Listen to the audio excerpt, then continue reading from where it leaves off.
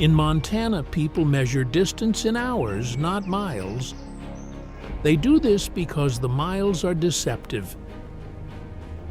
You can see a mountain range from 100 miles away, and it looks close, and it is not close.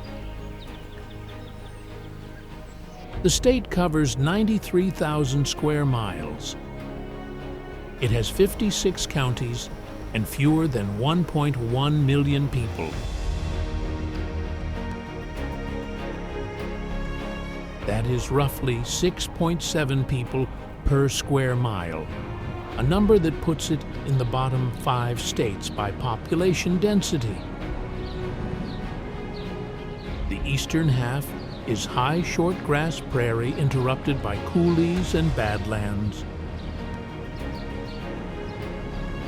The western half is the Rocky Mountains, which is not a single chain, but a layered system of ranges running north to south, each with its own geology, its own snowpack, its own name.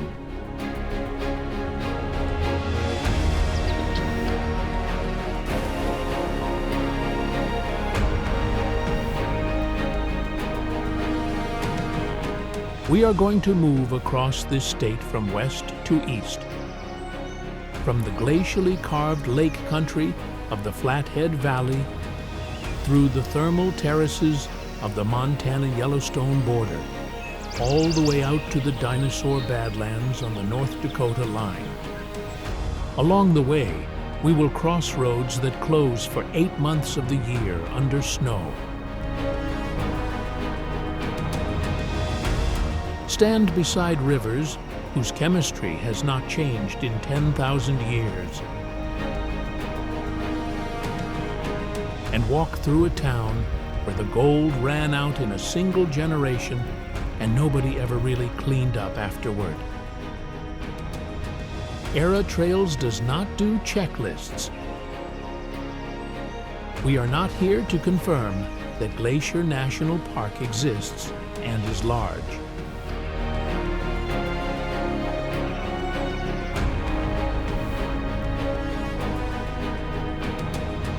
We are here to understand why the rocks under Logan Pass are older than the rocks below them. What a grizzly bear actually eats in a week before hibernation, and how a single earthquake in 1959 rearranged a mountain in under a minute. The facts are the point. Let's get moving.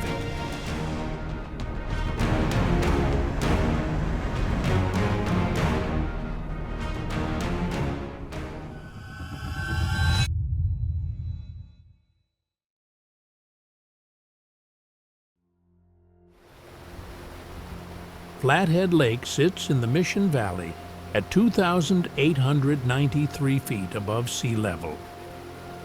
And it is the largest natural freshwater lake west of the Mississippi River by surface area, 197 square miles, roughly 28 miles long and 15 miles wide.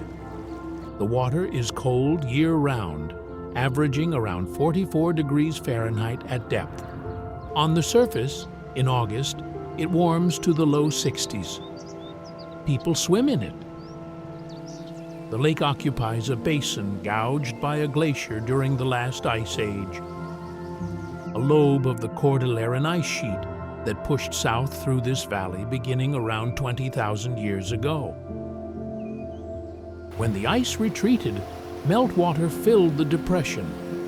The surrounding topography, the Mission Mountains to the east, the Salish Mountains to the west, kept the drainage contained. What remained is a lake so large that it generates its own weather patterns, including localized fog and wind shifts that fruit growers on the western shore have tracked for over a century. That western shore is one of the northernmost commercially viable sweet cherry growing zones in the United States. The lake moderates temperature swings, delaying spring frosts and extending the growing season by several weeks. Local operations produce flathead cherries, a regional name for varieties including Bing and Lambert, harvested in July.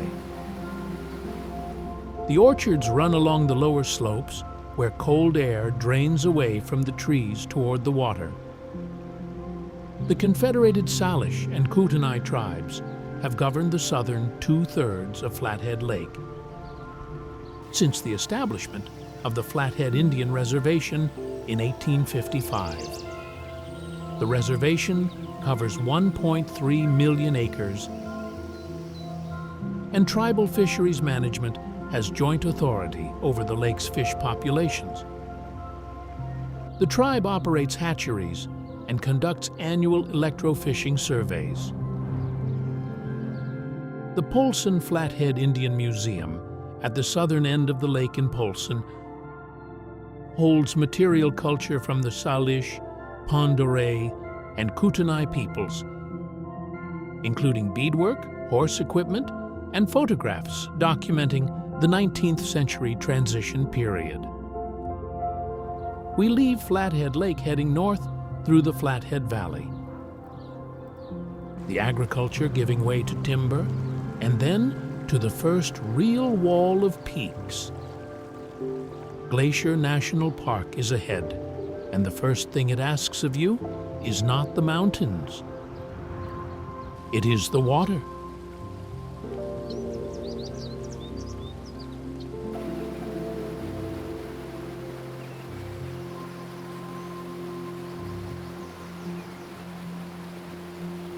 Lake McDonald is the largest lake inside Glacier National Park.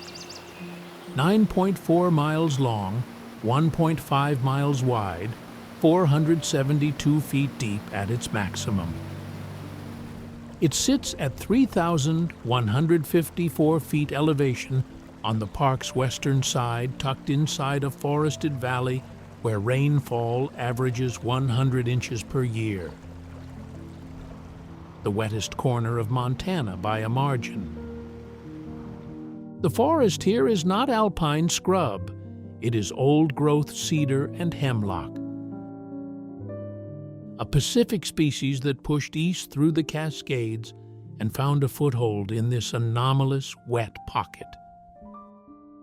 The smell on a still morning is wet bark, moss, and the particular cold that comes off standing deep water. The lake floor is famously visible in the shallows.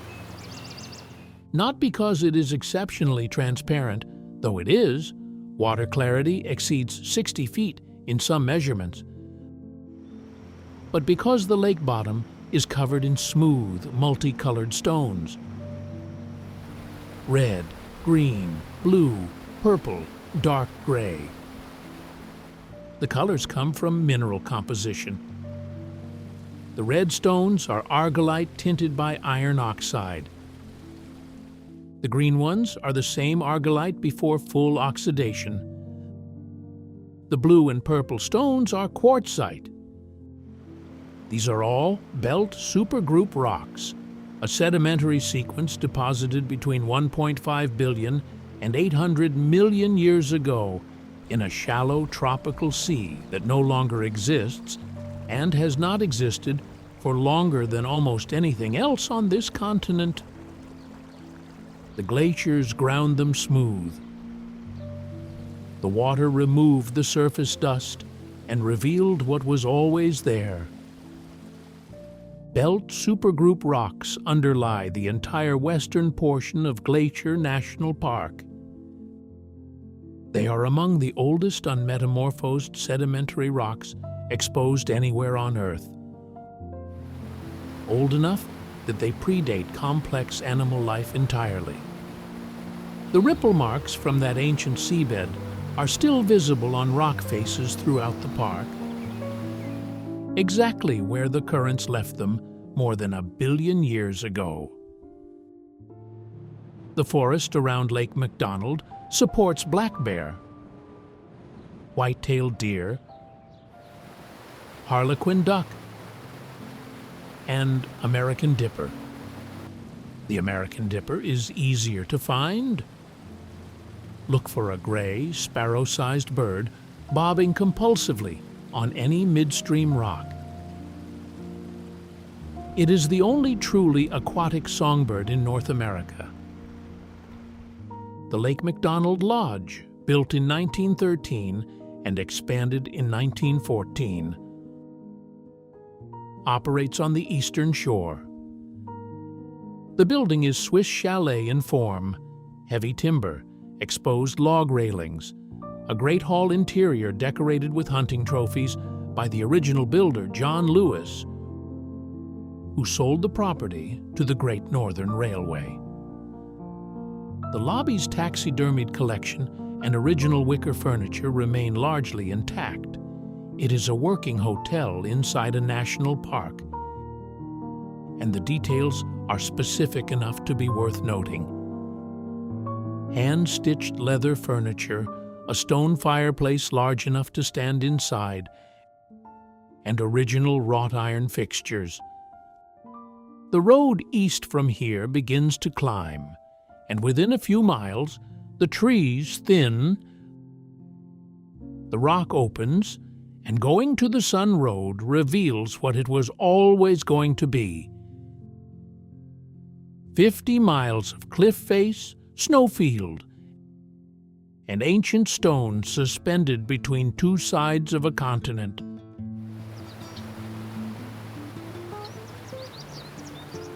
Going to the Sun Road is 50 miles long, connects the west entrance of Glacier National Park near West Glacier to St. Mary on the eastern side, and crosses the Continental Divide at Logan Pass at 6,646 feet.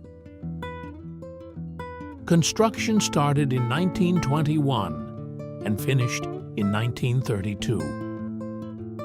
The entire road was built by hand, by workers dangling on ropes over vertical cliff faces, using jackhammers and dynamite in terrain that had no precedent in American road building. There are sections where the road is literally cantilevered off the rock face, supported by hand-poured concrete footings drilled into the mountain. The road is a National Historic Landmark and a National Historic Civil Engineering Landmark, two separate designations, both earned. The road is only open for vehicle traffic between roughly late May and mid-October, depending on snowpack. Winter buries the upper sections under snow depths that routinely exceed 20 feet. Snowplows work east from Avalanche Creek and west from St. Mary simultaneously. And the meeting point near Logan Pass is sometimes not cleared until late June or early July. The window is narrow. Driving it from west to east, the terrain changes visibly every few miles. Below Avalanche Creek, the road moves through dense cedar hemlock forest alongside the McDonald Creek drainage. Above the loop switchback, the trees thin and the rock opens. By the time you reach the garden wall section, the sheer cliff face on the east side of the Continental Divide, there is no pretending the landscape is gentle. The road cuts a ledge into vertical rock. The drop is immediate, and the scale of the opposing mountains across the valley is total. The garden wall itself is the remnant of an arete, a blade of rock sharpened by glaciers on both sides, simultaneously. This is what remains after everything else melted away. The engineering of going to the Sun Road required solutions that had not previously been invented. Retaining walls were built in a style that mimics natural rock, using local materials quarried from the roadway itself. Guardrails were kept minimal, Park architects in the 1920s specifically did not want the road to look like it had been carved into the mountain. They wanted it to look like it belonged. Given that the underlying rock is between 800 million and 1.5 billion years old, and the road is not yet 100 years old, that ambition has mostly been met. The road ends at the top, and the top is Logan Pass, where the pavement stops mattering and the terrain takes over entirely.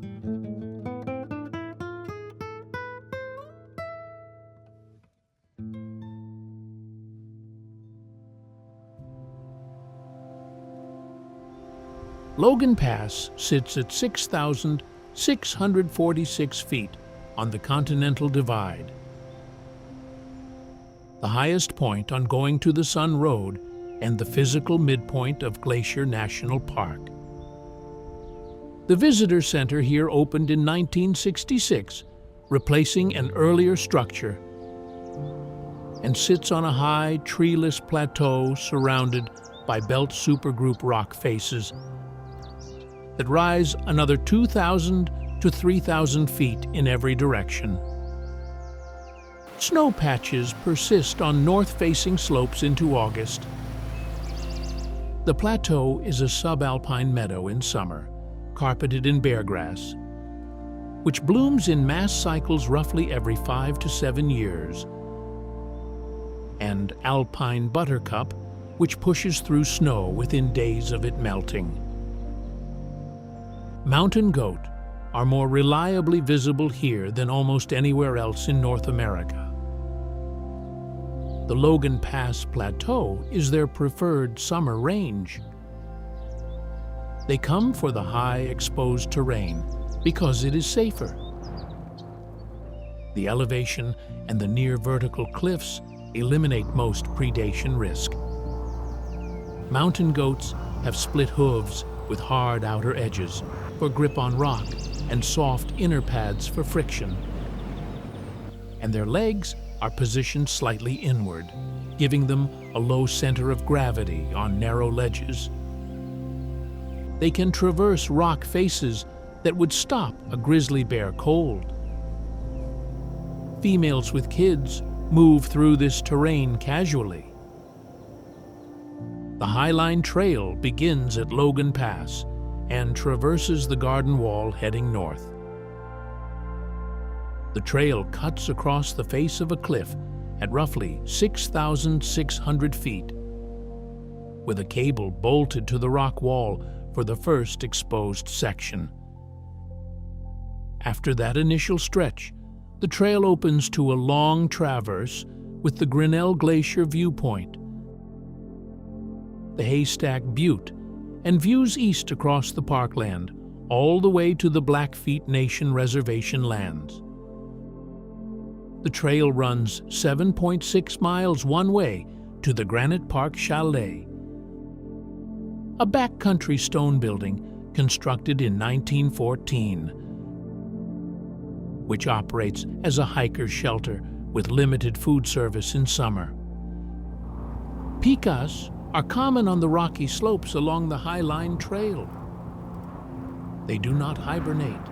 Instead, through summer and fall, they harvest grasses and forbs, dry them in the sun on flat rocks, a process called hay piling, and cache them under boulder fields to eat through winter. A single pika can store enough vegetation to survive months of sub-zero temperatures. Climate research has tracked their elevation range contracting as temperatures rise. They have moved up an average of 900 feet since the early 20th century, and in some ranges, they have simply run out of mountain. Grizzly bear are present throughout Glacier National Park, including in the Logan Pass area. The park's grizzly bear population is estimated at roughly 300 individuals. Drop back below treeline and follow the road west to where the old growth closes in again. Avalanche Creek is a few miles away, and it has been cutting through billion-year-old rock long enough to to make something worth seeing.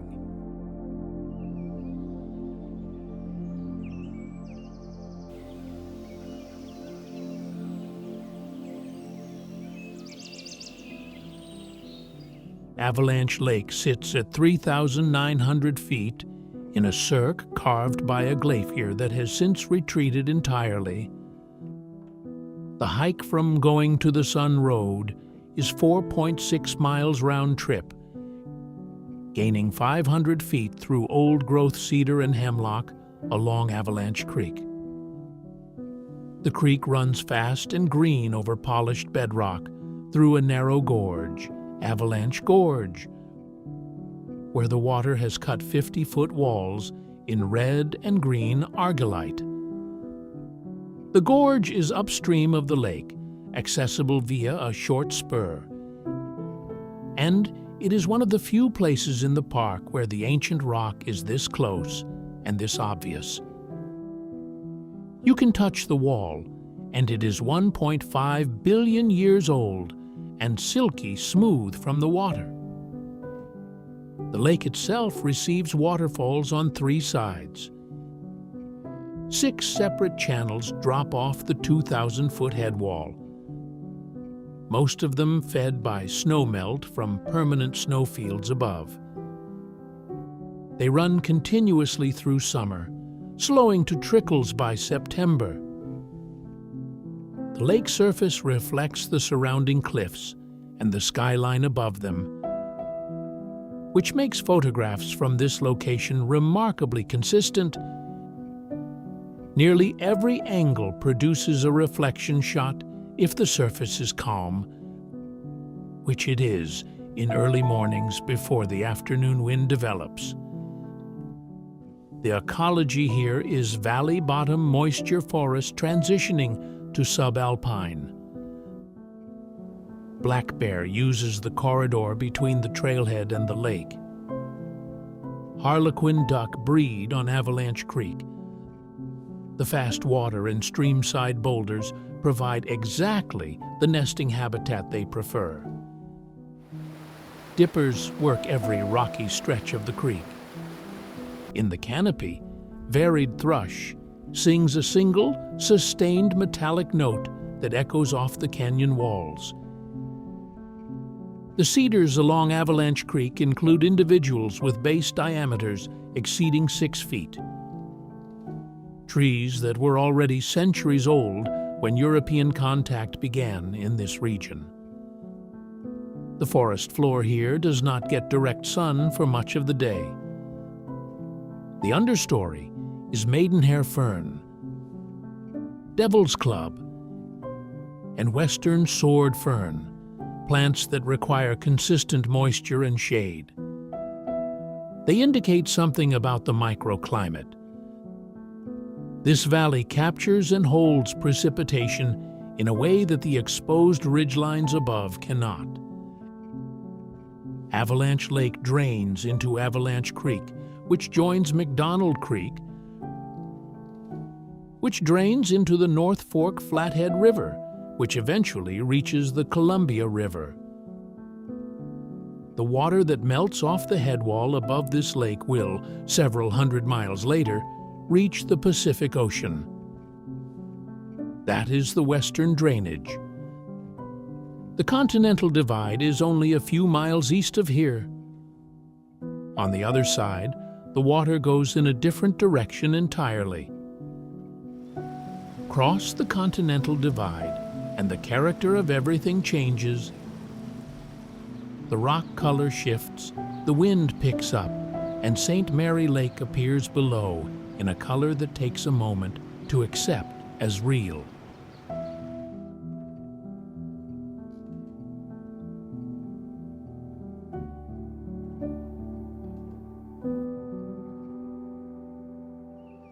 St. Mary Lake is on the east side of Glacier National Park at 4,484 feet, running 9.9 miles long in a glacially carved trough oriented roughly east to west. The watercolor here is different from Lake McDonald, a milky turquoise produced by glacial rock flour. Fine particles of pulverized stone suspended in the meltwater that feeds the lake from the Grinnell and Jackson glaciers above. The suspended particles scatter blue wavelengths of light preferentially. On calm days, the color is improbable. Wind is not occasional here, it is structural. St. Mary Lake sits in a gap in the Rocky Mountain front, where the mountains meet the high plains, and air pressure differences between the two systems funnel wind through the valley with regularity. The St. Mary Weather Station has recorded wind gusts exceeding 100 miles per hour during Chinook events. The Chinook, a warm, dry wind that descends the eastern slopes of the Rockies, can raise temperatures by 40 degrees Fahrenheit in under an hour and strip snow off the grasslands fast enough that bison historically use the eastern front as winter range, following the exposed grass. Wild Goose Island sits near the lake's center, a small, forested outcrop, perhaps 100 feet in diameter, composed of the same belt supergroup argillite as the surrounding mountains. It appears in an estimated half of all photographs ever taken of St. Mary Lake,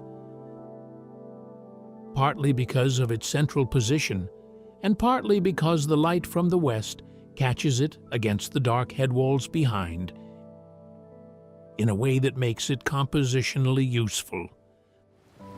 The island is named on park maps, but has no trail access and is closed to visitation.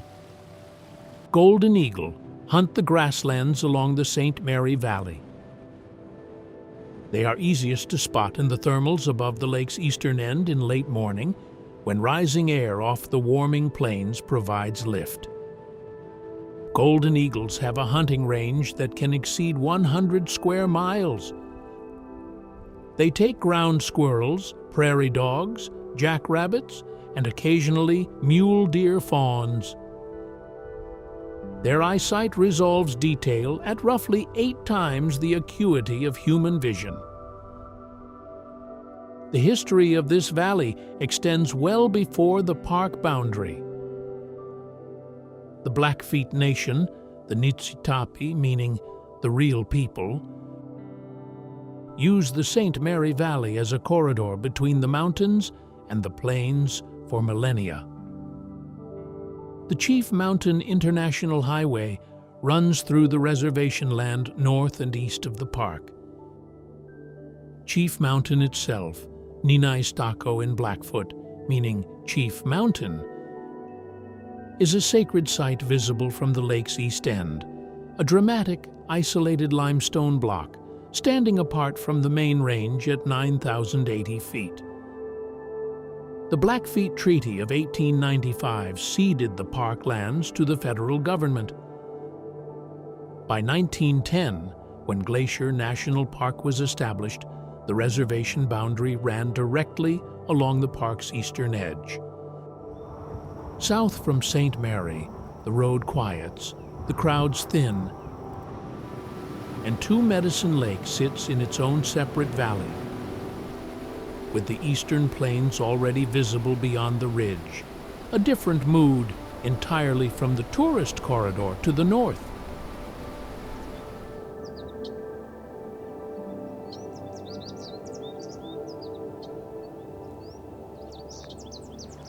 Two Medicine Lake sits in the southeast corner of Glacier National Park at 5,164 feet, in a valley that sees far fewer visitors than the Going to the Sun Road corridor. The road to Two Medicine is separate and accessible from U.S. Highway 2 near East Glacier Park Village.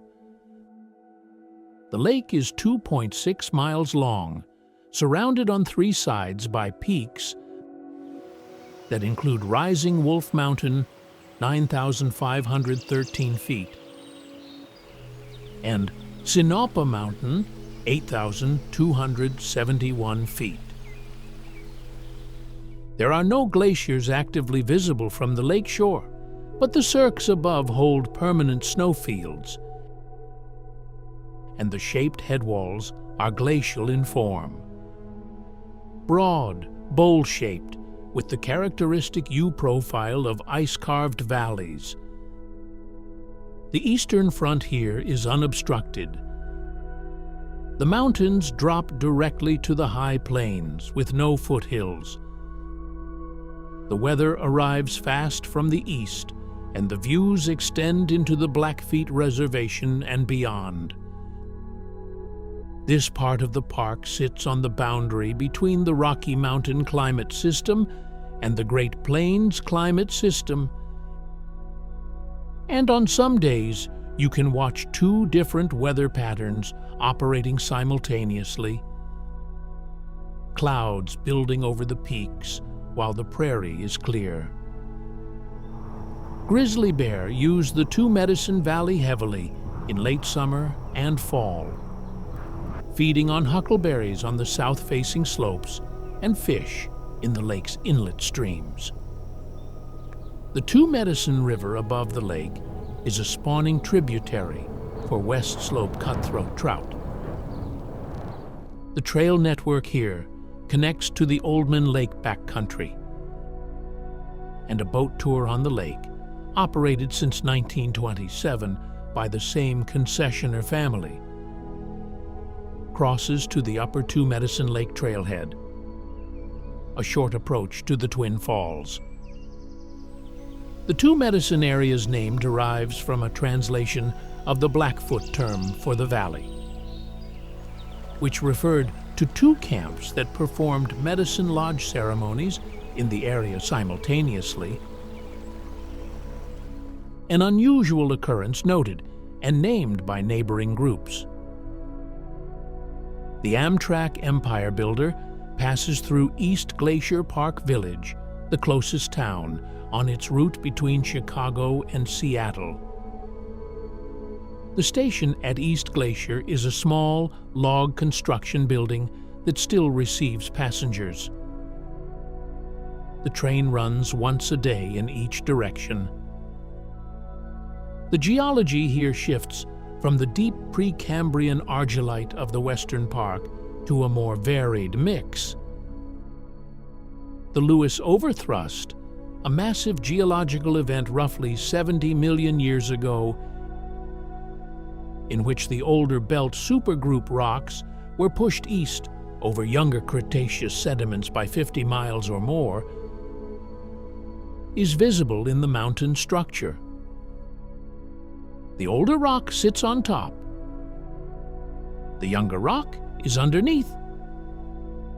This is backwards from how stratigraphy normally works, and it is one of the clearest demonstrations of overthrust geology anywhere on the continent. From the Two Medicine trailhead, the backcountry opens toward the hydrological center of the continent, a single peak where three oceans begin, and the water has no choice about where it goes.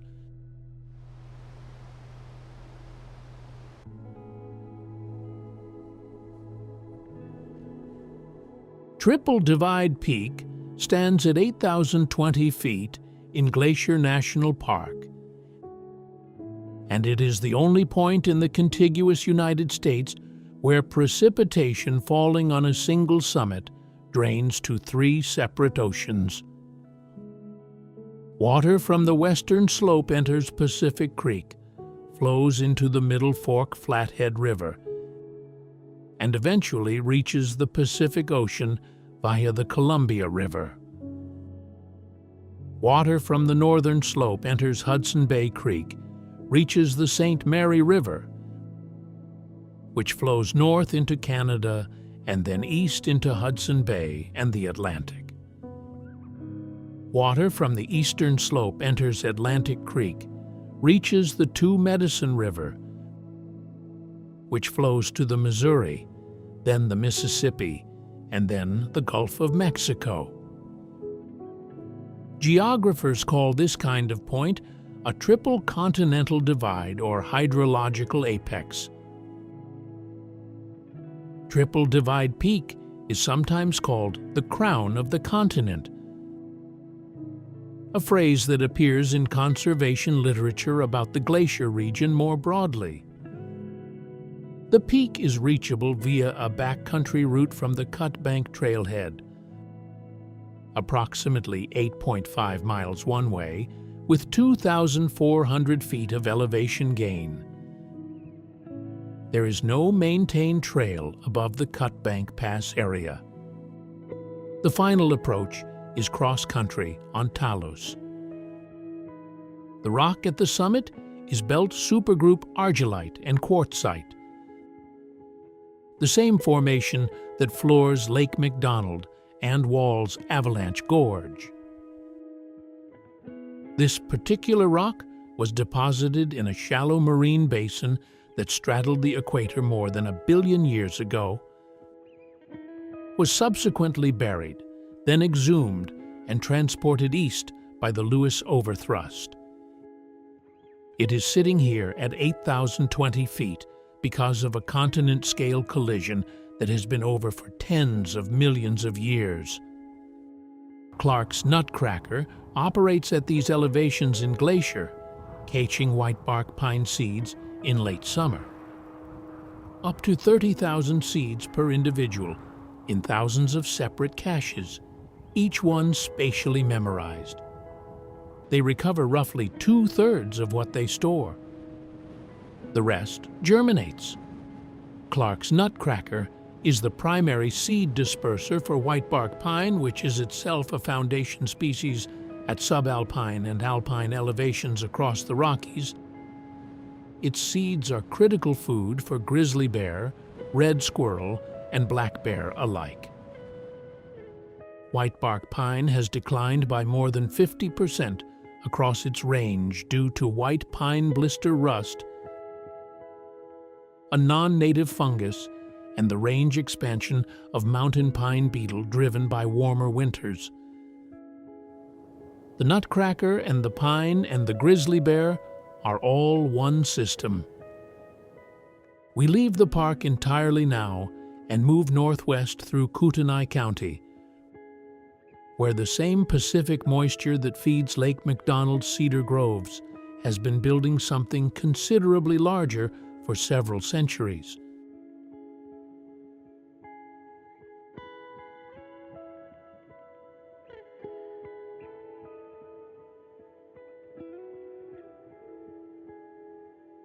Ross Creek Cedar Grove is in the Kootenai National Forest, 10 miles south of Troy, Montana, at the end of a short gravel road off Montana Highway 56. The grove covers about 100 acres and is protected as a special interest area within the National Forest. The trees are western red cedar, and the largest specimens here are between 500 and 1,000 years old, with trunk diameters exceeding 8 feet and heights approaching 175 feet. These are not the biggest trees in North America by comparison to the California coast redwoods, but they are the biggest trees in Montana and among the oldest living organisms in the northern Rockies. The grove exists because of a specific intersection of moisture and topography. Ross Creek runs cold and fast through the grove year-round. The valley is deep enough that it traps Pacific moisture moving east from the Idaho Panhandle, producing rainfall totals that support a coastal forest community well east of the coast. The understory is maidenhair fern, lady fern, and wood sorrel, plants that look like they belong in Olympic National Park. Not in a Montana National Forest 60 miles from the Idaho border. The bark of mature western red cedar is fibrous and reddish-brown, deeply furrowed, and resistant to fire and decay. The Kootenai people, the Kshanka, whose territory included this valley, used western red cedar extensively for dugout canoes, for house planks, for baskets woven from the inner bark, and for rope made from root fibers. The tree's natural resistance to rot made it particularly valuable for anything that would be in contact with water. Ross Creek and the broader Kootenai River drainage were core Kshanka territory. The Kootenai tribe of Idaho and the Confederated Salish and Kootenai tribes of Montana are the modern successors to those groups. A half-mile loop trail moves through the grove. The trail is flat, surfaced with natural material, and crosses Ross Creek twice on footbridges. The scale shift is immediate inside the grove. The canopy closes overhead. Sound changes. Light filters through in patches. Varied thrush and Pacific wren are common in the grove. Pacific wren has a song that runs for up to 10 seconds without pause, a sustained cascade of notes that exceeds what most songbirds in North America produce, generated by a bird that weighs less than 0.4 ounces. A few miles north, the same Kootenai River that drains this valley drops through a canyon in a way that makes the volume of the water impossible to ignore.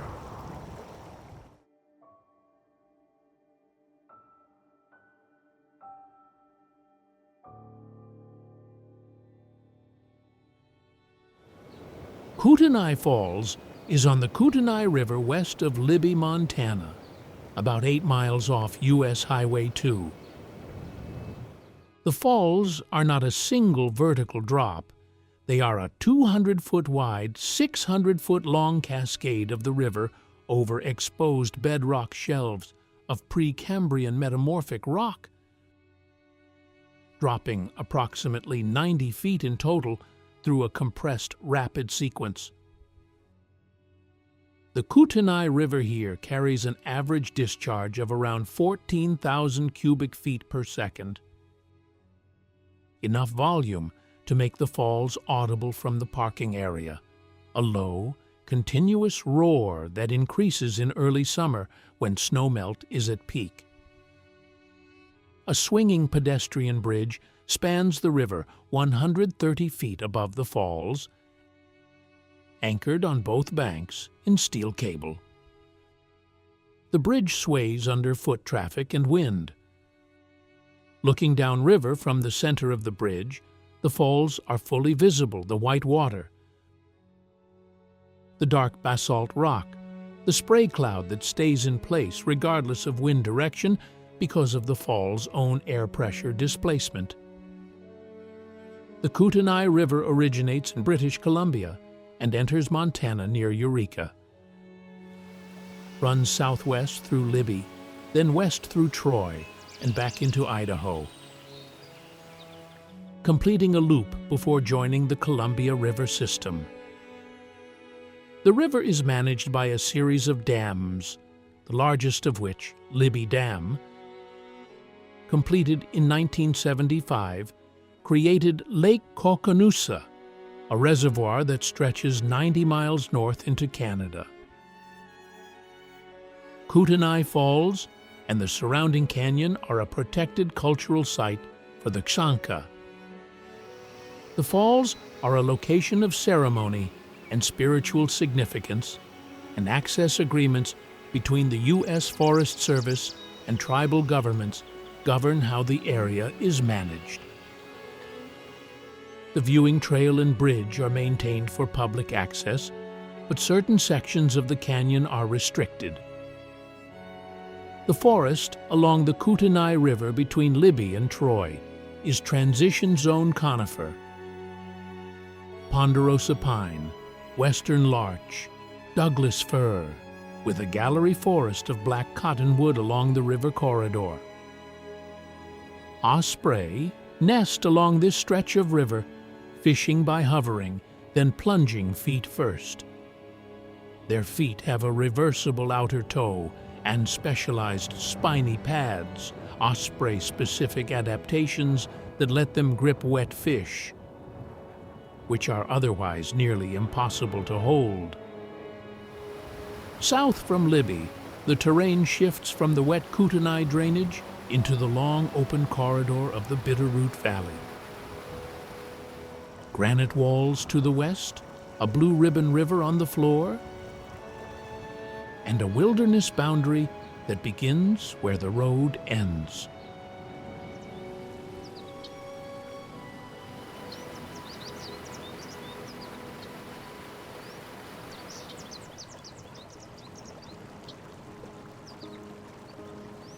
The Bitterroot Valley runs roughly 100 miles north to south between Missoula and the Idaho border, with the Bitterroot River running through its floor and the Bitterroot Range, a granitic wall rising to the west. The eastern wall is the Sapphire Mountains, lower and rounder. The valley floor is agriculture and small towns. The granite to the west is the Idaho batholith, one of the largest granitic intrusions in North America, covering roughly 15,000 square miles, and emplaced beginning around 100 million years ago, when subducting oceanic crust drove magma into the overlying continental rock. The magma cooled slowly underground, crystallizing into coarse-grained granite. The overlying rock has since eroded away, exposing the core. The Selway Bitterroot Wilderness covers 1.3 million acres on the Montana-Idaho border, making it one of the largest wilderness areas in the lower 48 states. The canyons on the Montana side, Blodgett Canyon, Mill Creek Canyon, Bass Creek Canyon, cut straight west into the Granite Range, with vertical walls of 1,000 to 2,000 feet and floors that hold cold, clear streams. The rock faces are popular with technical climbers because the granite here, being deeply intrusive and slow-cooled, is exceptionally solid with good crack systems and minimal loose rock. Rocky Mountain bighorn sheep are visible on the canyon walls and lower cliffs throughout the Bitterroot Range. They move to lower elevations in winter and are sometimes seen on the highway-facing slopes near Hamilton and Darby. Elk, summer in the high country of the Selway Bitterroot and move to the valley in winter. The Bitterroot Valley has one of the higher human population growth rates in Montana, driven by in-migration from urban areas. The resulting development on valley floor winter range has been the primary wildlife management issue in the valley for 2 decades. Elk and suburban subdivision are not compatible at the scale both require. East from the Bitterroot, the Mission Valley opens wide and flat, and on its floor, surrounded by native bunchgrass and framed by the Mission Mountains, a few hundred bison are doing what their species has done on this continent for over 10,000 years. The National Bison Range sits on the Flathead Indian Reservation in the Mission Valley, southeast of Polson, managed today by the Confederated Salish and Kootenai tribes under a co-management agreement with the U.S. Fish and Wildlife Service that transferred primary management authority to the tribe in 2020. The range covers 18,766 acres of native bunchgrass prairie and rolling hills at the foot of the Mission Mountains. The herd size fluctuates between 350 and 400 animals, and is managed through annual roundup and auction. American bison once numbered between 30 and 60 million animals across the Great Plains and Rocky Mountain West.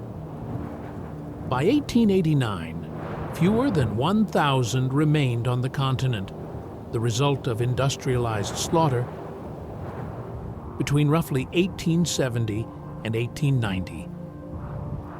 Driven by the hide market, railroad expansion, and federal policy aimed at eliminating the food base for Plains tribal nations. The National Bison Range was established in 1908, making it one of the earliest federal wildlife refuges, created specifically to protect the species from extinction. The founding herd came from a private bison operation, ironically, from animals purchased from a Flathead Reservation Salish family. The Pablo Allard herd, which had been preserving a small number of animals since the 1880s. A bison bull stands 6 feet at the shoulder and weighs up to 2,000 pounds.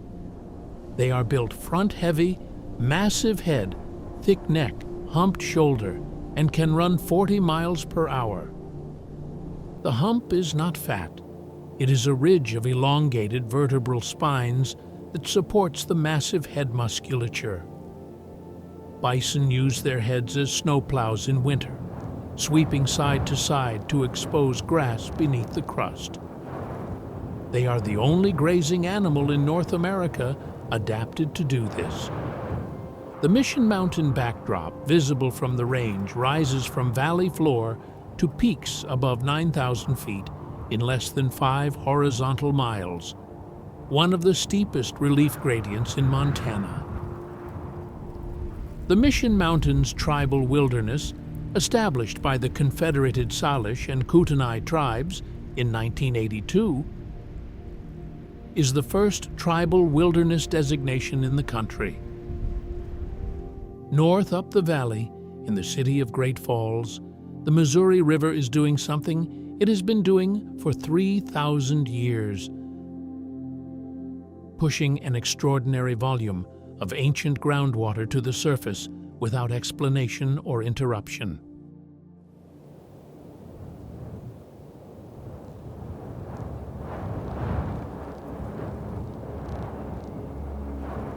Giant Springs is in Great Falls, Montana, on the south bank of the Missouri River, and it is one of the largest freshwater springs in the world.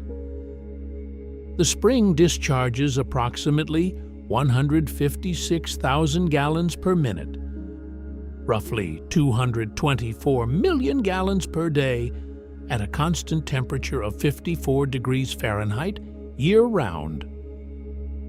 The water is cold because it has been underground for a long time. The springs are fed by precipitation that fell on the Little Belt Mountains and the Big Belt Mountains east and southeast of Great Falls, filtered through limestone and into a confined aquifer.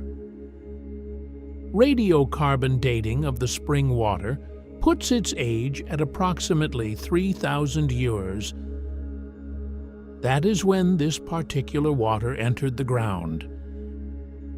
It has spent 3 millennia filtering through rock to emerge here. The outflow from Giant Springs creates the Roe River, which flows approximately 201 feet before entering the Missouri River. The Roe River has been measured and certified as the shortest river in the world, though the designation is contested by other claimants periodically. Meriwether Lewis and William Clark camped at this location in June 1805 on their westward journey. Lewis described the springs in his journal with particular attention. He noted the water's clarity, the volume of the discharge, and the temperature, which was notably cold by comparison to the summer air.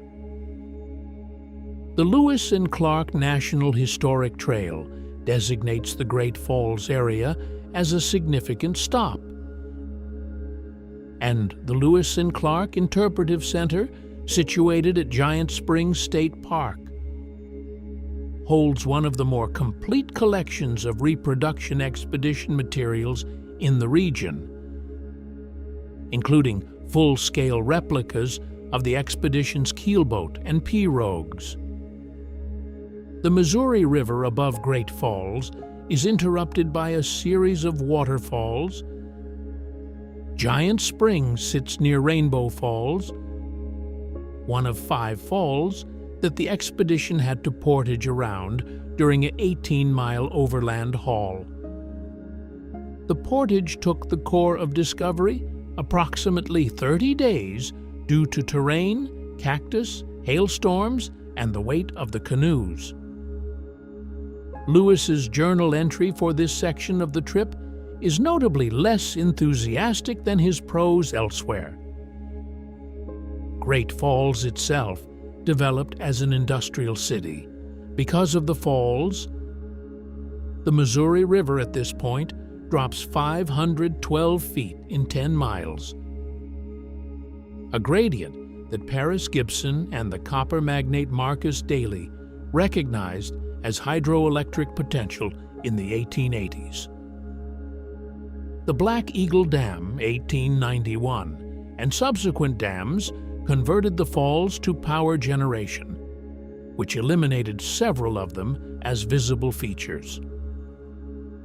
The Malmstrom Air Force Base, established in World War II and now a Minuteman III missile wing, is the other large institution that defines the town's present economy. Downstream from Great Falls, the Missouri River enters Canyon County.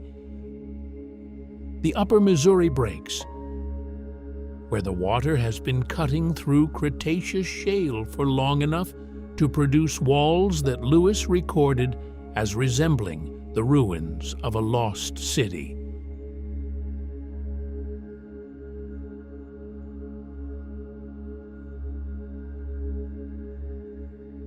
The Upper Missouri River Breaks National Monument covers 375,000 acres of badland canyon, prairie, and riverine corridor along 150 miles of the Missouri River between Fort Benton and the Fred Robinson Bridge on U.S. Highway 191. This is the largest contiguous stretch of free-flowing, undammed Missouri River remaining in the country.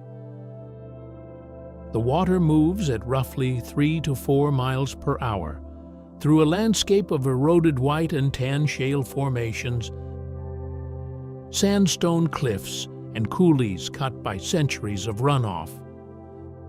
The White Cliffs section, accessible only by river, has been described by Lewis as resembling the ruins of an ancient city. The formations are Cretaceous-age marine shale and sandstone, laid down roughly 75 to 80 million years ago when a shallow inland sea covered this part of North America. They erode continuously, exposing fossils with regularity. Lewis and Clark traveled this section of the Missouri River in June 1805, moving upriver by oar, pole, and rope drag. They covered roughly 15 to 20 miles per day in favorable conditions. The river record they kept, compass bearings, distances, species observations, is detailed enough that modern researchers have been able to map their route with high precision. Most of what they saw is still recognizable. This is one of the few places on the Lewis and Clark National Historic Trail where the view from the river corridor is essentially unchanged from their written descriptions. Pronghorn are common on the break's upland prairie. They are the fastest land animal in the Western Hemisphere, capable of sustained speeds of 55 miles per hour, and acceleration that rivals cheetah over short distances. They evolved alongside now extinct predators, likely including American cheetah and American lion, which explains a speed capacity that no living North American predator can pressure. Pronghorn have oversized windpipes, lungs, and hearts relative to their body size, physiological adaptations for sustained oxygen delivery at high speed. Golden eagle and ferruginous hawk hunt the uplands. Bighorn sheep occupy the canyon walls. Ongoing recovery efforts have established several wild populations, and the Missouri River breaks habitat, with its prairie dog colonies, which are the ferret's primary prey, is one of the recovery sites. South and west of the breaks, the state capital sits at the edge of the Continental Divide, with a limestone canyon at its back door that Lewis named on site, and that still earns the name today.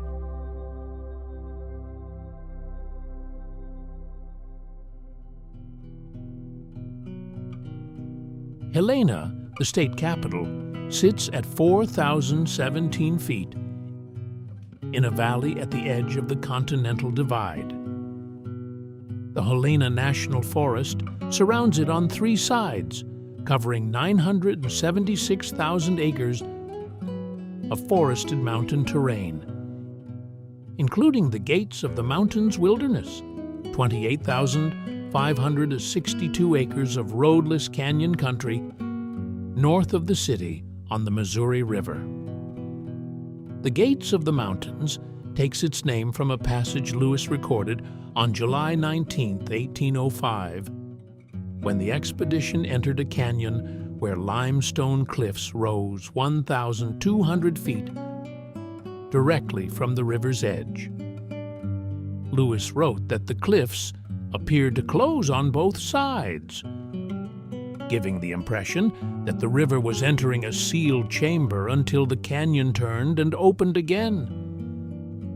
The canyon runs roughly 5.5 miles and is accessible today only by boat. A commercial tour boat has operated out of the Gates of the Mountains boat launch since 1908. The rock walls are Precambrian limestone and dolomite, and the formations hold bighorn sheep, mountain goat, osprey nests on cliff ledges. Helena was founded in 1864 after gold was discovered in Last Chance Gulch. The gulch is now the main pedestrian street through downtown, still called Last Chance Gulch. Within a decade of the discovery, Helena had more millionaires per capita than any other city in the United States, according to census records from the period. The wealth came fast and was concentrated. Copper barons, mining investors, and railroad interests built elaborate Victorian mansions on Helena's east side. The Mansion District, several of which survive and are open for tours. The Montana State Capitol, completed in 1902 with a copper-topped dome and expanded in 1912, is the administrative center for a state whose economy was built on extracting the metals underneath it. The Helena Valley sits directly over a system of faults, and the region experiences minor earthquake activity regularly. In 1935, a series of earthquakes, the largest measuring 6.2 magnitude, damaged hundreds of buildings in the city and killed 4 people. The earthquake sequence lasted several weeks and was documented in detail by the U.S. Coast and Geodetic Survey, making it one of the better documented early 20th century earthquake sequences in the inland West.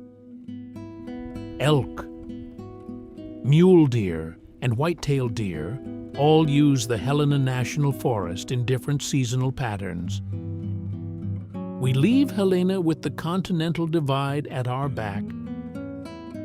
The terrain ahead changes, the mountains flatten, the basins widen, and the geology shifts from the ancient Precambrian of the west to the limestone karst and sedimentary formations of the central ranges. Underground, things get interesting.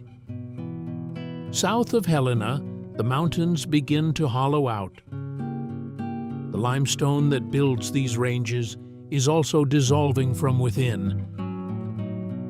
And Lewis and Clark Caverns is where that process has been running long enough to produce something you need a headlamp to fully appreciate.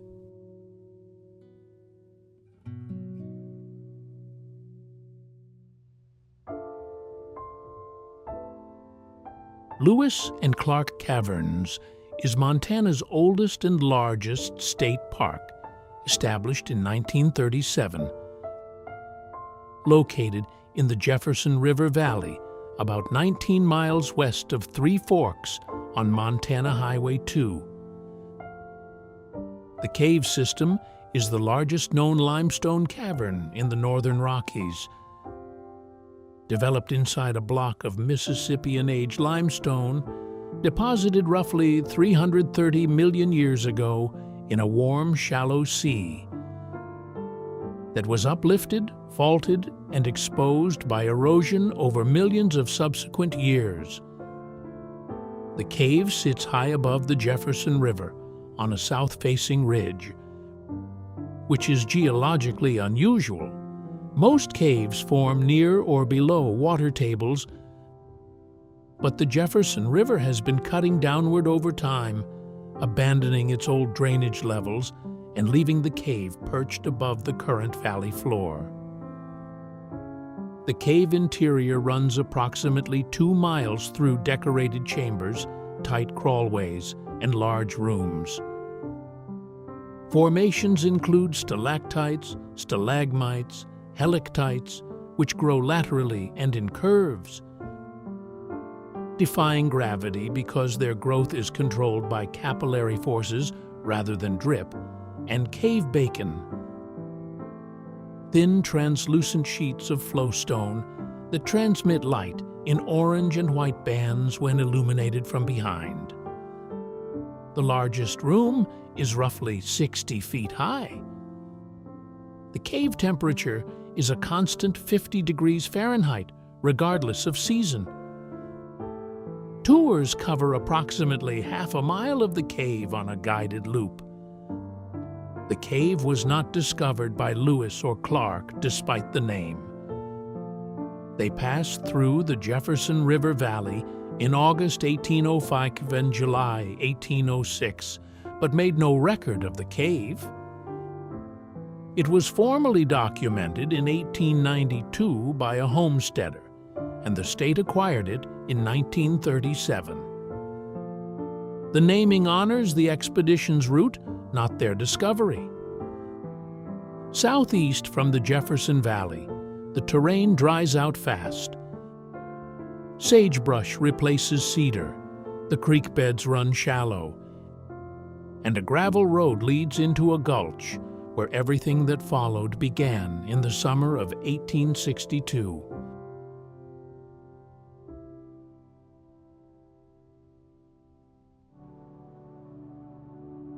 Scenic is a ghost town in Beaverhead County, Montana. At the end of a 4-mile gravel road off Montana Highway 278, approximately 25 miles southwest of Dillon. It sits in the Grasshopper Creek Valley at 5,800 feet elevation in dry, high desert terrain, sagebrush, rabbitbrush, and juniper. Not the forests of the west side. The creek still runs through town, and the gold that caused everything is still technically in the ground, in concentrations too low for commercial extraction with current methods. Gold was discovered in Grasshopper Creek in July 1862 by a party led by John White. The news spread quickly through the mining networks of Idaho Territory, and within months, several thousand prospectors had arrived. Bannack became the first territorial capital of Montana when the Montana Territory was established in 1864, before the capital moved to Virginia City the same year. At its brief peak, the town held somewhere between 3,000 and 10,000 people. The estimates vary because nobody was doing reliable census work on a gold rush camp.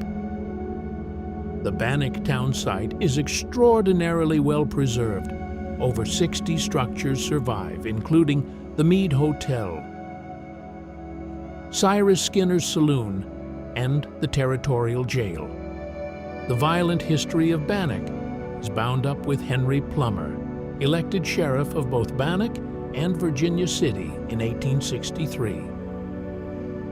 Plummer was simultaneously the leader of a road agent gang called the Innocents, who were responsible for at least 102 documented murders in the territory. Vigilance committees formed in both towns and hanged Plummer and 21 of his associates in the winter of 1863 to 1864. Plummer himself was hanged on the gallows he had built in his capacity as sheriff. The Bannack gallows frame still stands in the town site. Bannack Days, held annually in August, brings living history demonstrators to the town site for a weekend. Black powder shooting, period craft demonstrations, period costumed residents of the ghost town structures. The state park maintains the buildings in a state of arrested decay.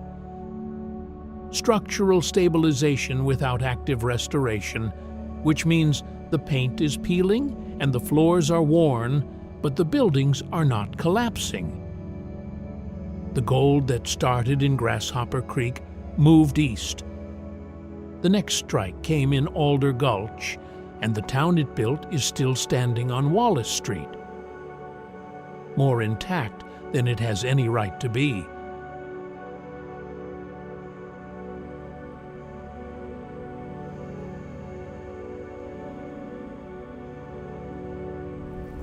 Virginia City is 95 miles northeast of Bannack via Montana Highway 287 in Madison County at 5,762 feet. Gold was discovered in Alder Gulch in May 1863, a strike so rich that the initial prospectors tried to keep it secret, filed false mineral claims to disguise their location, and were followed anyway. Within a year, Virginia City had an estimated 10,000 residents and had become the capital of Montana Territory after Bannack. The Alder Gulch strikes ultimately yielded an estimated $30 to $40 million in gold at period prices, roughly $500 million to $600 million in current value. What remains of Virginia City is the most intact 1860s gold rush town site in the United States. The main street holds continuous commercial block construction from the period Wallace Street, with original storefronts, boardwalks, and false front architecture. The Virginia City Players have operated a summer melodrama theater in the historic Opera House since 1949, making it the longest continuously running summer stock theater company west of the Mississippi. The Thompson-Hickman Memorial Museum on Wallace Street holds Gold Rush artifacts, including Henry Plummer's boot, a particularly specific relic of the Vigilante period. Nevada City, 1.4 miles down the Alder Gulch Road from Virginia City, is a reconstructed gold rush settlement assembled from historic structures, relocated from across Montana, by Charles and Sue Bovey, beginning in the 1940s. The Bovey family's preservation work saved structures that would otherwise have been demolished. But the resulting town site is curated rather than original, a distinction worth making. The Madison Valley surrounding both towns is high-elevation ranch country. Cold and dry, with the Madison River running north through it. Upstream on the Madison River, the geology reasserts itself in the most direct way possible. A mountain moved in under a minute, and the lake it left behind has been there ever since.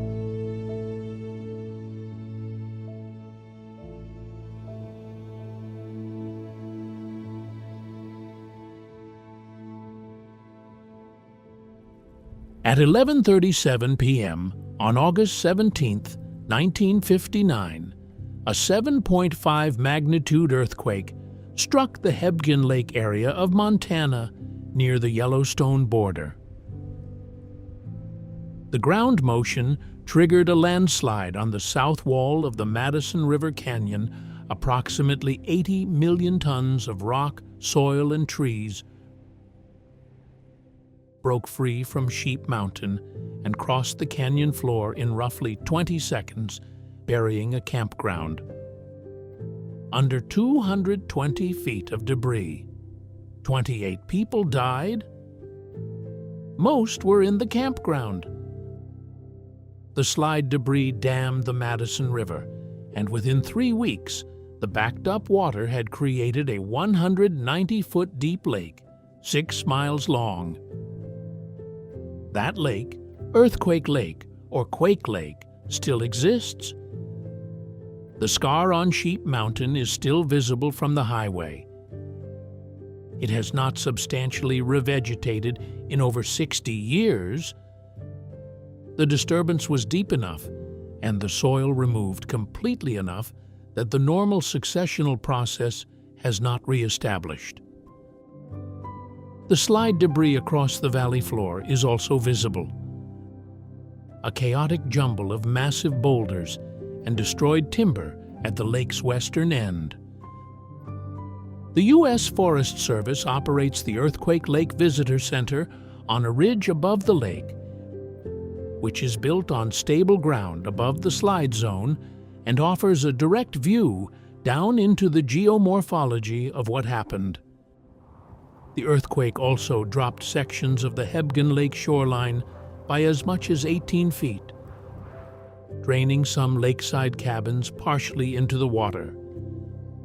The North Shore Road dropped, the South Shore rose. A portion of the lake bed is now dry land, and a portion of former dry land is now lake bed. This kind of fault displacement, large, sudden, and permanent, is called coseismic subsidence. And the Hebgen Lake example is one of the clearest documented cases in North America. The Madison Canyon is in the Gallatin National Forest and is a seismically active area. The broader Yellowstone volcanic system to the south generates ongoing low-level seismicity throughout this region. South from the Madison Valley, the Yellowstone border approaches, and with it, a different kind of geological violence, slower, continuous, and still very much in progress at Mammoth Hot Springs.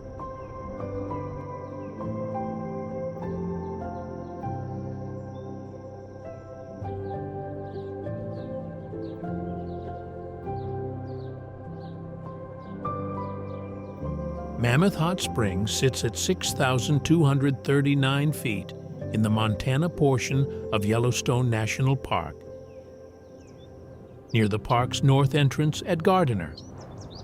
The Montana boundary cuts through the park's northern section, and Mammoth, including the Mammoth Hot Springs Hotel and the Fort Yellowstone Historic District, sits on the Montana side. The springs are travertine terraces, a formation type produced when hot water supersaturated with calcium carbonate rises to the surface and deposits the mineral as it cools and degasses. The terraces accumulated at rates of up to 8 inches per year in active zones, fast enough to be measurable over a single season. The travertine is white when newly deposited and dry. Active terraces where water still flows are orange, yellow, and rust, colored by thermophilic bacteria living at temperatures between 140 and 160 degrees Fahrenheit. Different bacterial communities occupy different temperature zones and produce different pigments. The color banding on an active terrace is a direct map of thermal gradient. Yellowstone sits over a hot spot, a plume of superheated mantle rock that has been burning through the North American plate for 16 million years as the continent moves southwest over it. The hot spot's track runs northeast across Idaho and into Wyoming as a series of ancient caldera remnants. The current caldera is roughly 30 miles by 45 miles and is monitored continuously by the Yellowstone Volcano Observatory. It is not currently showing signs of an imminent eruption, but not currently covers a monitoring period of decades, which is brief relative to the volcanic cycle. American bison herds at Mammoth are year-round residents. This is the only place in the lower 48 states where bison have lived continuously in the wild since prehistoric times without having been extirpated and reintroduced. The Hayden Valley herd and the Lamar Valley herd are the two main groups. And Mammoth is a wintering area where animals from both herds concentrate. Bison here have become habituated to vehicle traffic in ways that make them appear docile. They are not. Bison are responsible for more injuries in Yellowstone annually than any other animal. Pronghorn, elk, mule deer, coyote, and gray wolf are all visible in the Mammoth area. The gray wolf was reintroduced to Yellowstone in 1995 to 1996 from Canadian stock.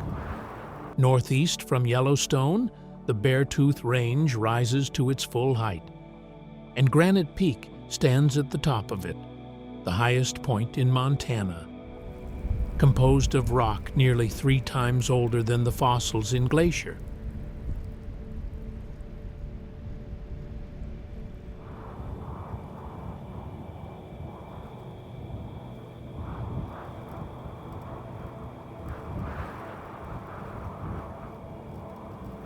The Custer-Gallatin National Forest covers 3.1 million acres across southern Montana, the largest national forest in the state and one of the largest in the lower 48. Granite Peak stands at 12,807 feet in the Beartooth Range, and it is the highest point in Montana. It is not a peak you see from a highway. It is set back in the range, visible only from high ridgelines or specific approach routes in the Absaroka Beartooth Wilderness. The wilderness area covers 943,626 acres and is one of the largest roadless areas in the lower 48 states. Granite Peak is considered the most technically difficult state high point in the contiguous United States. The standard route involves glacier travel, Class 4 and 5 rock climbing, and requires technical gear. The summit sees perhaps 300 to 500 ascents per year, compared to thousands for other state high points. The peak is composed of Precambrian metamorphic and igneous rock, some of the oldest basement rock exposed in Montana, around 2.7 billion years old, part of the ancient Wyoming craton that forms the geological core of the northern Rocky Mountain region. Wolverine range through the Absaroka Beartooth Wilderness. They require deep snowpack for denning. Females give birth inside snow caves in February. And their range in the lower 48 has contracted as snowpack reliability has declined. Wolverine are the largest terrestrial member of the weasel family. They have been documented traveling 50 miles in a single day, and their jaw strength relative to body size is among the highest of any land mammal. They regularly displace mountain lion, puma concolor, and black bear from kills. The Beartooth Range is part of the Absaroka Beartooth Uplift, a deeply eroded mountain block dominated by high plateaus, flat-topped or gently rolling terrain above 10,000 feet, rather than the sharp ridgelines of the glaciated ranges farther north.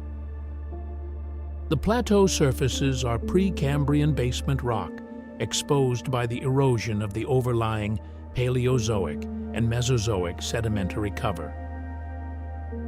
Hundreds of alpine lakes sit in the rock depressions, and the drainage pattern is complex. Streams flow short distances and disappear into lake basins, then reappear downstream. The road up to that high country is the point. Beartooth Highway does not approach the mountains so much as climb into them and stay there. Crossing a plateau that has no trees, no shelter, and views that run to the edge of the state.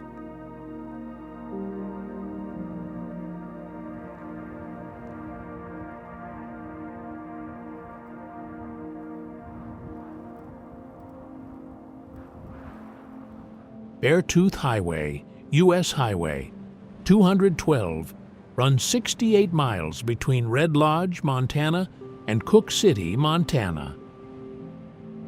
At the northeast entrance to Yellowstone National Park.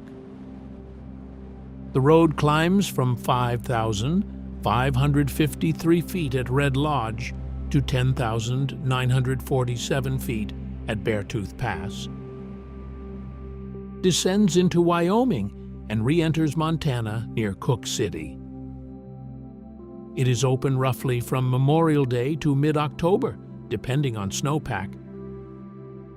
The switchbacks on the Montana side above Red Lodge, a sequence called the Beartooth Switchbacks, gain 4,000 feet in approximately 10 miles of road. The grade averages around 8%, with sections steeper. Charles Kuralt, the CBS journalist, called it the most beautiful road in America. That may or may not be accurate depending on what you are comparing it to, but the specific character of the Beartooth Road is distinct. It is not a mountain road through alpine forest. By the time it crests the pass, there are no trees. The road crosses a high plateau above tree line, 10,000 to 11,000 feet, with tundra, snowfields, and exposed rock in every direction. The topography is open rather than enclosed, which is unusual for a mountain pass road. You can see 60 to 80 miles in multiple directions on a clear day. The Beartooth Plateau above Red Lodge holds lakes that are ice-free only from July through September. Snow can fall on the plateau in any month of the year. The rock-cut pullout at 10,947 feet has a short interpretive trail through tundra. Alpine forget-me-nots, moss campion, dwarf clover. Plants that grow in cushion forms to minimize wind exposure, with root systems that extend several feet deep into rocky soils. Red Lodge itself is a former coal mining town at the base of the Beartooth Range, with a small Victorian-era commercial district on Broadway Avenue. The town operated a large underground coal mine from the 1880s through the mid-20th century, employing miners from Finland, Slovenia, Italy, and Scotland. A worker demographic that is reflected in the range of churches and cultural halls still standing in the residential neighborhoods. The mine closed, and Red Lodge transitioned to tourism and seasonal recreation. The cultural layering of a coal camp turned ski town is visible in the architecture if you look for it. Drop east off the Beartooth into the Boulder Valley, and the geology produces one more specific trick: a river that vanishes underground at the base of a stone arch and falls 105 feet on the other side.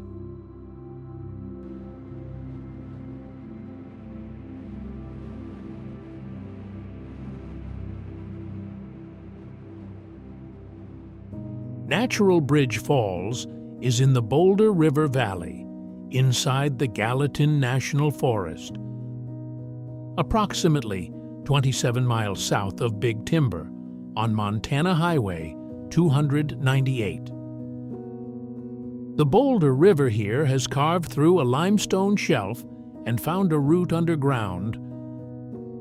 The river disappears into a cave opening at the base of a 60-foot natural stone arch and reemerges downstream, bypassing the arch entirely. At peak flows in June, the underground conduit cannot handle the full river volume, and overflow spills over the arch in a wide sheet waterfall. The water then drops 105 feet into the pool below. By late summer, the river is entirely subsurface at this point, and the arch stands dry. The limestone formation here is Madison limestone, Mississippian age, the same unit that forms the cave systems at Lewis and Clark Caverns. Madison limestone is the predominant karst-forming rock across central and southern Montana and into Wyoming. Karst topography, sinkholes, caves, disappearing streams, natural bridges, develops wherever acidic groundwater has had sufficient time to dissolve the calcium carbonate. The Boulder River's route through this arch is exactly that process made visible at a human scale. The arch itself spans approximately 100 feet and stands 60 feet above the river channel. The Forest Service has maintained a short interpretive trail to the viewpoint since the area became a designated scenic area.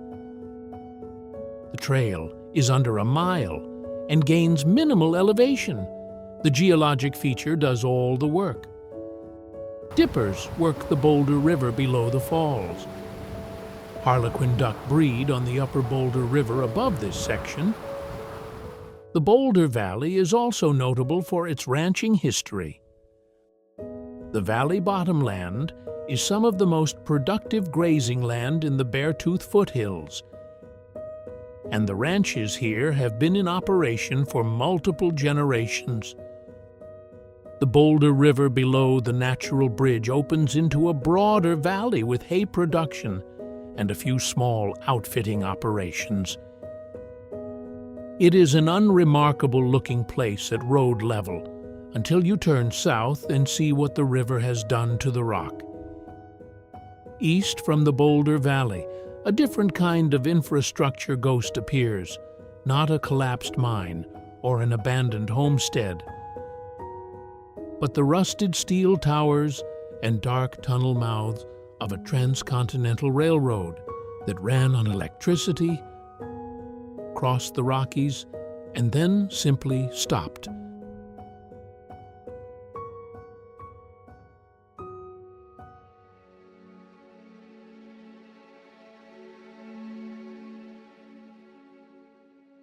The Chicago, Milwaukee, St. Paul, and Pacific Railroad, universally called the Milwaukee Road, built the most technologically ambitious transcontinental railroad in American history, and went bankrupt 3 times trying to maintain it. The company completed its line to Seattle in 1909, the last transcontinental railroad built in the country. Through Montana, the route crossed the Rocky Mountains via the St. Paul Pass at 5,213 feet and the Bitterroot Range tunnels. And it was the only railroad in the country to electrify its mountain divisions, running on overhead catenary wire from Harlowton, Montana, to Avery, Idaho, and from Othello to Seattle, Washington, a combined 656 miles of electrified track powered by Montana hydroelectric dams. The electrification was completed in 1916 and was considered state-of-the-art through the 1940s. By the 1970s, the infrastructure was aging, traffic had declined, and the economics no longer supported the mountain route. The Milwaukee Road abandoned its Pacific extension entirely in 1980. The track, the catenary poles, the electrical infrastructure, the depots, all of it, and walked away. The right-of-way through Montana is now the route of the Hiawatha Trail in Idaho and the Milwaukee Road Corridor in Montana, managed by the Montana Department of Natural Resources and Conservation and the U.S. Forest Service. The tunnels, there are 10 on the Idaho section alone, were left in place and are part of the trail system. The St. Paul Pass Tunnel at the Montana-Idaho border near Taft, Montana, is 8,771 feet long, just over 1.6 miles, and is completely dark inside. Trail users need lights. The tunnel runs slightly uphill toward Idaho so that water drains toward Montana. And at mid-tunnel, the temperature drops to near freezing year-round. It is a remarkable artifact, a fully intact Edwardian-era mountain railroad tunnel that you can walk through, still smelling faintly of diesel and old creosote, carrying the echo of its own length. The catenary poles still stand along the route in places, rusted steel towers in the middle of meadows and forests, with no wire between them, marking the line of a railroad that hasn't run in 40 years. The grade is remarkably flat by mountain railroad standards. The Milwaukee engineers were building for speed and efficiency, not for scenery, and the corridor offers long views across drainages and ridgelines without the abrupt switchbacks of highway engineering. Further east, the Yellowstone River reaches Billings, and the city's northern edge is defined by something the river did not build: 300-foot sandstone cliffs that hold dinosaur bones in their walls and falcon nests on their faces.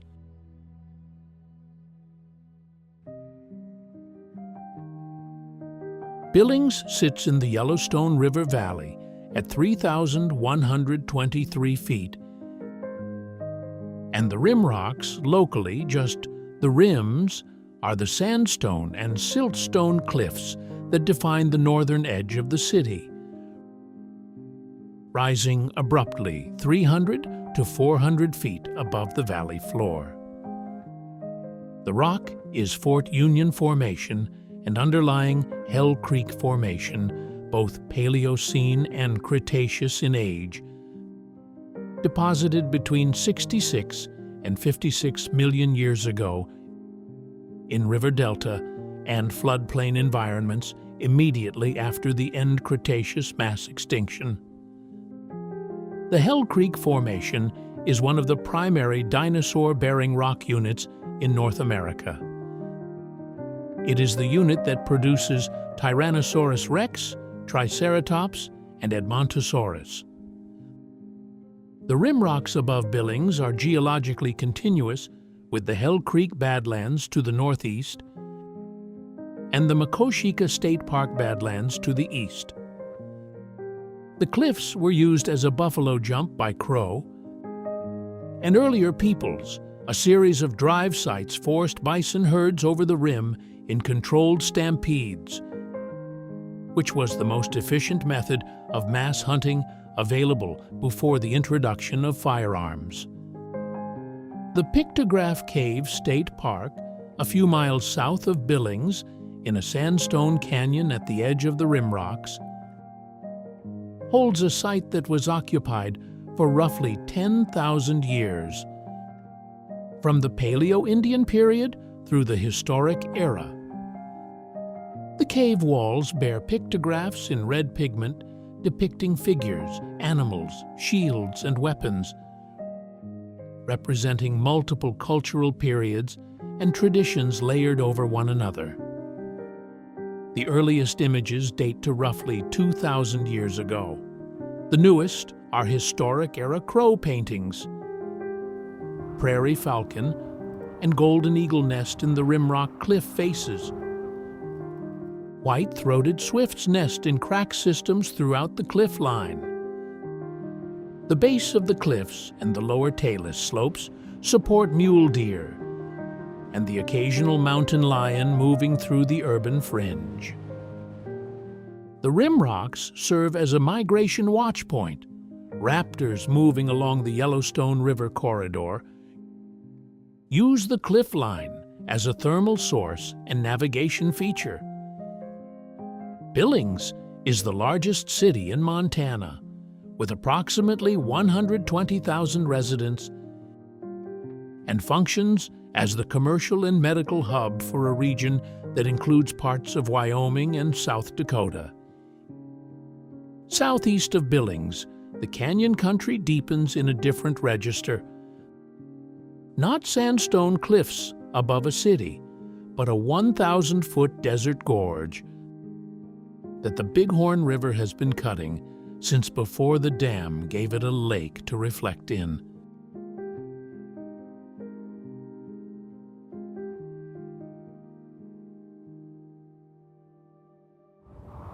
Bighorn Canyon National Recreation Area straddles the Montana-Wyoming border, east of Hardin. Centered on the Bighorn River Gorge created by Yellowtail Dam, completed in 1966. The canyon, Bighorn Canyon, existed as a natural feature before the dam. The reservoir simply made it accessible by boat. The canyon walls rise 1,000 to 2,000 feet above the water, composed of Madison limestone and Bighorn dolomite, the same Paleozoic marine carbonate sequence that underlies much of central and southern Montana. The walls are near vertical in sections, with talus slopes at the base and rim vegetation entirely absent. It reads as a desert gorge, which is accurate. The climate here is semi-arid, receiving roughly 13 inches of precipitation annually. Bighorn Canyon is Apsialuk. The Crow Reservation borders the recreation area to the north and west, and the canyon itself is a site of documented cultural and spiritual significance. The name Bighorn comes from the Rocky Mountain bighorn sheep that inhabit the canyon walls. They are present in numbers visible from the water and from rim overlooks, moving on the cliff faces with the same casual confidence as they do in Glacier. The canyon is one of the more reliable locations in Montana to see bighorn sheep without hiking significant distance. Feral horse herds roam the Pryor Mountain Wild Horse Range, adjacent to the recreation area. One of the original protected ranges established under the Wild Free Roaming Horses and Burros Act of 1971. The Pryor mountain horses are believed to descend from Spanish colonial stock, with morphological characteristics: small size, convex profile, heavy bone density that distinguish them from most BLM herds. DNA studies have supported the Spanish colonial descent hypothesis, though the lineage is not pure after several centuries on the range. Yellowtail Dam is 525 feet high and 1,480 feet long, the highest dam in the Missouri River system. North and east from the canyon, the prairie takes over completely. No mountains, no gorge walls, just grass and sky, and the timber frame silhouettes of the buildings the homesteaders left behind when the economics stopped working.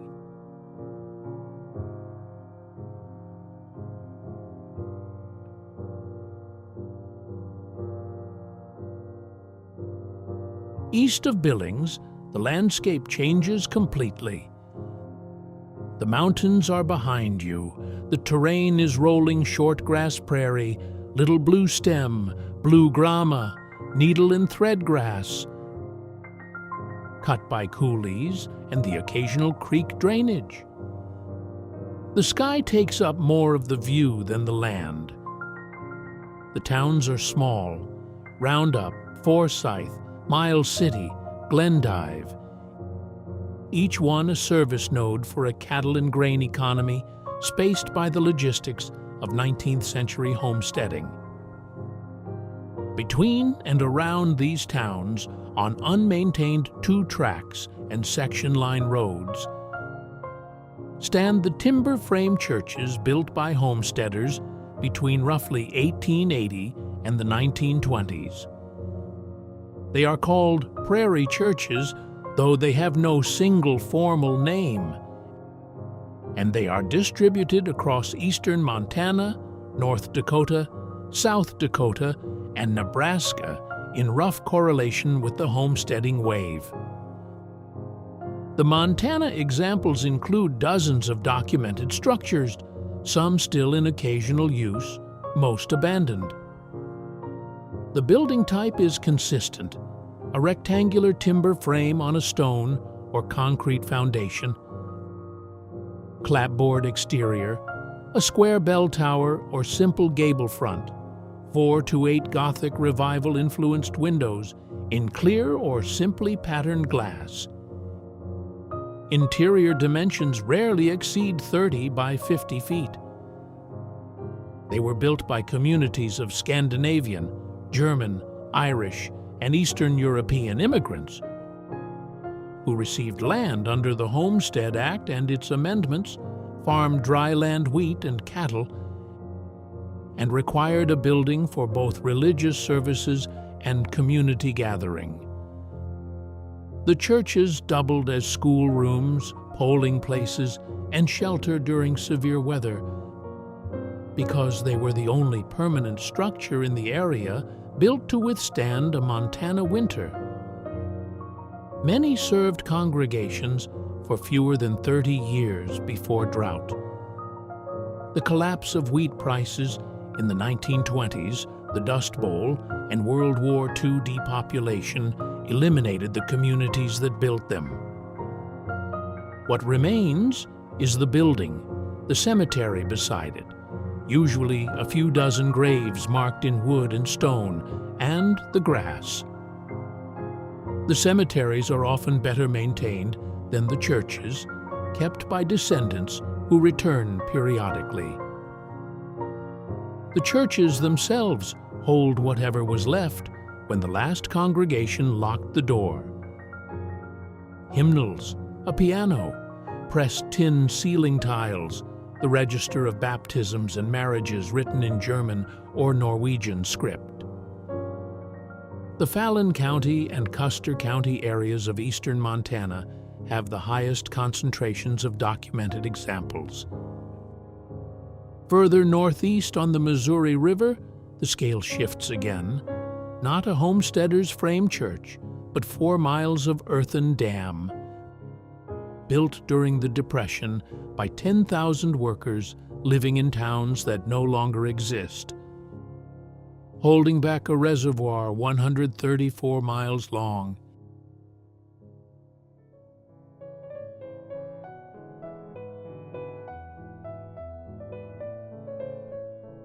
Fort Peck Dam is on the Missouri River in Valley County, northeastern Montana. Completed in 1940 after 6 years of construction under the Public Works Administration and the Army Corps of Engineers. It is a hydraulic fill earthen dam, not concrete, not rock fill, but earth slurried with water and pumped into place, which is how you build a dam this size when you are in a semi-arid region without a convenient quarry. The dam is 21,026 feet long, almost 4 miles, and 250 feet high. It is the largest hydraulic fill earthen dam in the world and one of the largest earthen structures ever built. The reservoir behind it, Fort Peck Lake, is 134 miles long and holds 19 million acre-feet of water. At the peak of construction in 1936, over 10,000 workers were employed on the dam.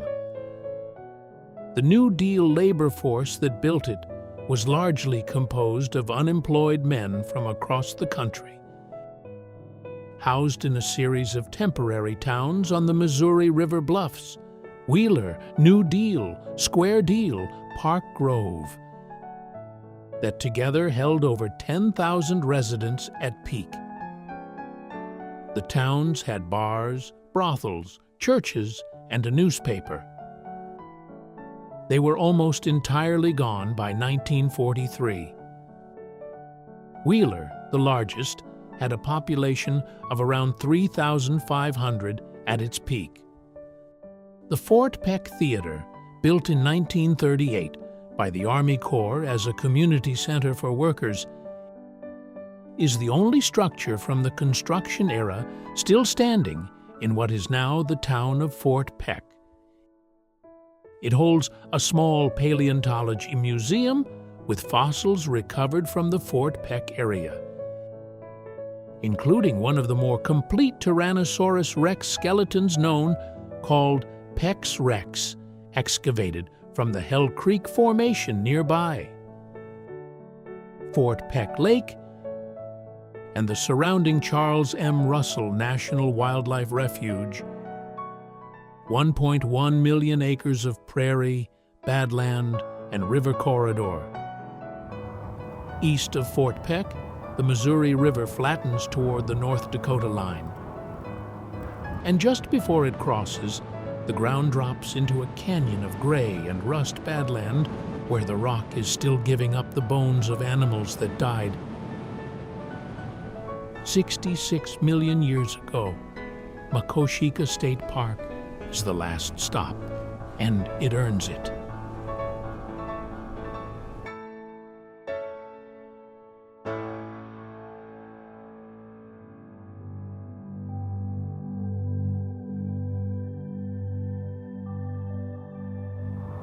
Makoshika, the name comes from the Lakota word makosika, meaning bad land or bad earth. The same root as the Badlands of South Dakota, is Montana's largest state park, covering 11,538 acres in Dawson County, immediately south and east of Glendive. The park sits in the Hell Creek Formation, the Cretaceous Age mudstone and sandstone that is among the most productive dinosaur fossil beds in the world. Triceratops, Tyrannosaurus rex, Edmontosaurus, Pachycephalosaurus, and Ankylosaurus have all been excavated from Makoshika. The rock was deposited roughly 66 to 68 million years ago in a river delta and floodplain environment, the same depositional environment as the rim rocks above Billings, but older and more exposed. The landscape is erosional badland, hoodoos, buttes, flat-topped mesas, and deeply carved coulees in gray, tan, and rust-colored mudstone. The rock is soft and erodes quickly. After heavy rain, the Park Service sometimes closes certain roads because the road surface itself is dissolving. Fossils erode out of the rock on a seasonal basis. Park staff and Montana State University paleontologists survey the park regularly and collect exposed specimens before weathering destroys them. Makoshika has produced a Triceratops skull, multiple T-Rex specimens, and extensive hadrosaur material. The Visitor Center in Glendive holds representative specimens with a cast T-Rex skull mounted at eye level. The KPG boundary, the end Cretaceous mass extinction layer, is visible in the rock sequence within Makoshika. It appears as a thin clay layer, darker than the surrounding mudstone, enriched in iridium from the Chicxulub asteroid impact 66 million years ago. Below the layer, dinosaurs. Above it, none. The transition is physical and visible. You can put your hand on it. The park's Diane Gabriel Trail is a 1.5-mile loop through a hoodoo field, isolated columns of harder sandstone capped by erosion-resistant rock, standing above the surrounding badland. This is where the Missouri River approaches the North Dakota border. The river continues east, flat and wide, into terrain that gets drier and flatter with each mile. Makoshika is a fitting end to the Montana section. It takes you back to the very bottom of the stack, to the moment the world last reset, and lets you stand in the middle of it. The same land that held grizzly bears and glaciers in the west holds the bones of the animals that walked here before anything we would recognize existed.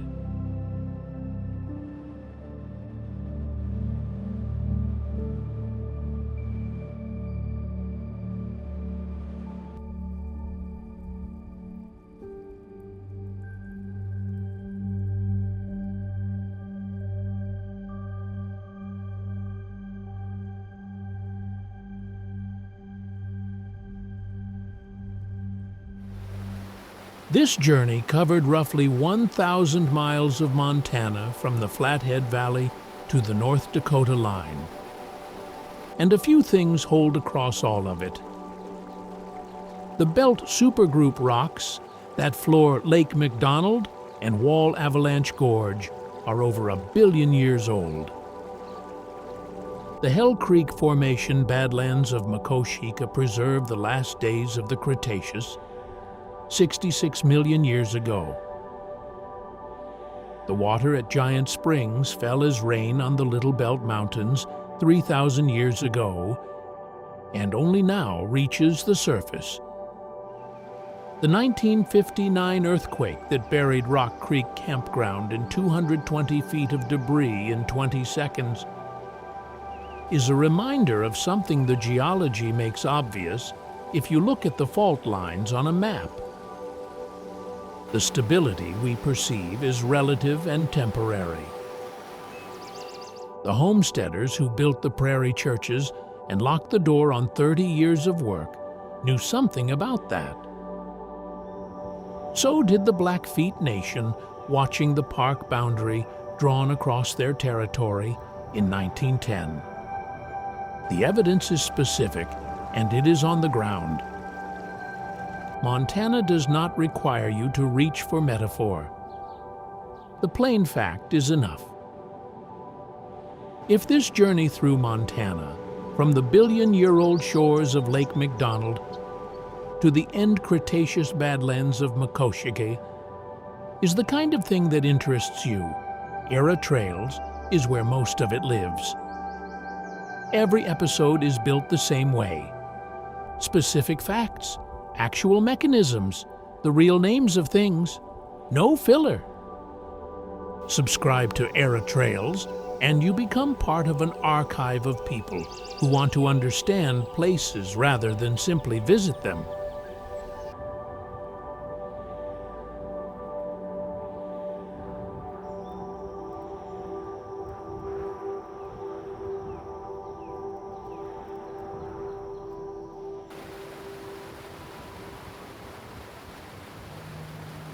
Next, we are going to Ohio. That might sound like a step down after Glacier and the Beartooth Highway. It is not. Ohio sits on the floor of an ancient tropical sea, the Devonian, 375 million years ago, and the limestone that sea left behind runs from Lake Erie all the way to the Ohio River.